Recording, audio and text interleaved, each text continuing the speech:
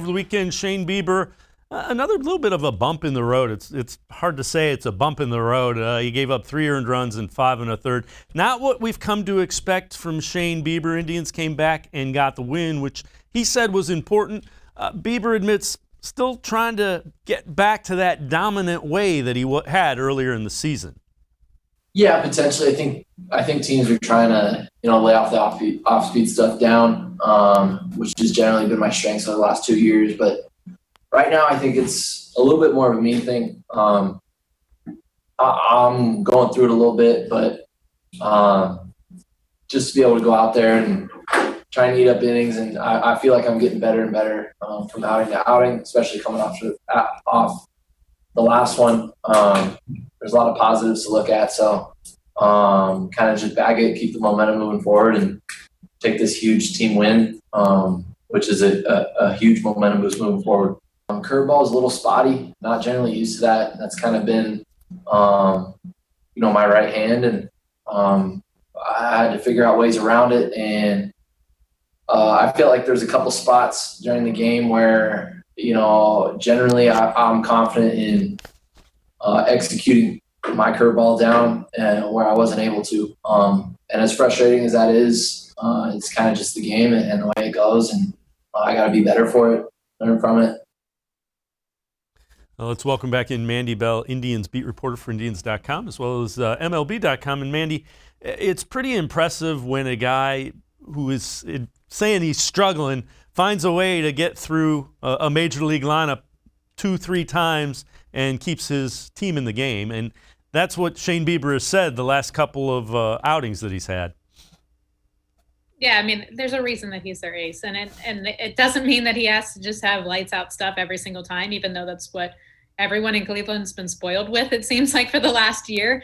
But just to be an ace, you have to grind through. You have to be able to get your team into a spot to win a game, even whenever you don't have your best stuff. And that's what he's had to do for the most part of this last 4 or 5 stretch of starts. And I know that there was one clunker for him in there. That was the shortest outing since 2019. But still, for a stretch that has been very difficult for him, his command's not quite the same. His slider's not the same. His curveball now isn't quite the same.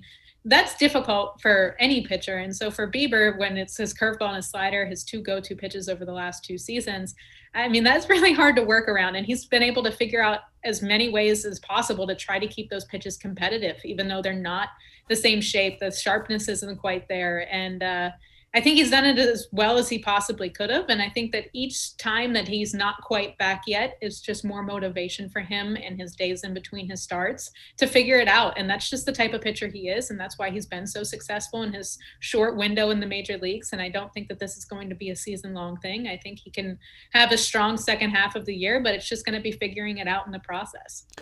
How much do you think he misses Roberto Perez? And again, Austin Hedges is a really good defensive catcher. He calls a really good game.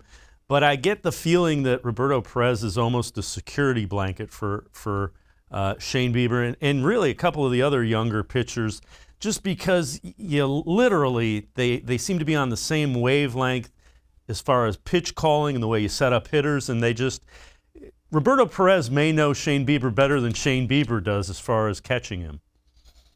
Absolutely. I completely agree. I mean, again, like you said, Austin Hedges is a fantastic defensive catcher. That's why that they wanted to spend the money on him over the offseason and make sure that they had him as the backup option if something like this would happen. So it's good that they do have him, but losing Roberto Perez, you hear every single starter say it every single night, how much he means to this rotation, especially a young rotation that still needs some guidance. He's just been perfect. He's a perfect match for this team and these pitchers. And so to lose that, it's difficult. And you look at some of these guys, Bieber, of course, was up a little bit in 2018, but Perez took over the everyday job in 2019. And so you start thinking of most of Bieber's career.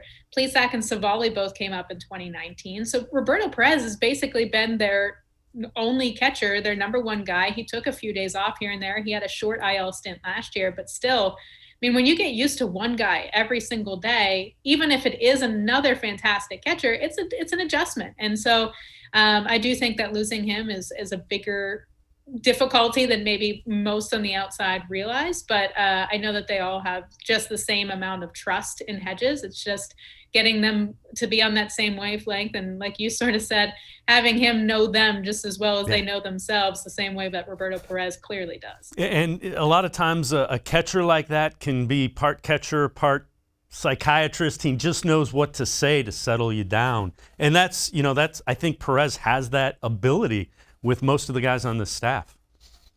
He does, and that's why he said as soon as he did get that injury and decide that he had to get surgery and go on the IL, he wanted to make sure that he could get back in the clubhouse as often as possible. He was like, please, let's figure out the COVID guidelines. Let's figure out what I can do to make sure that I'm around this team. Because he says it all the time. I look at myself as a leader, and he is a leader. And to be able to have him, just his presence there to talk to these guys, especially some of the young ones like Henches, and you have different young guys coming up, and Sandlin, even if it's the relievers. I mean, just having that veteran presence that knows exactly what you're going through has helped countless guys already go through this type of transition in this short period of time since he's been the everyday catcher. And just knowing what to say and help them getting through it is just so huge that you can't really replace.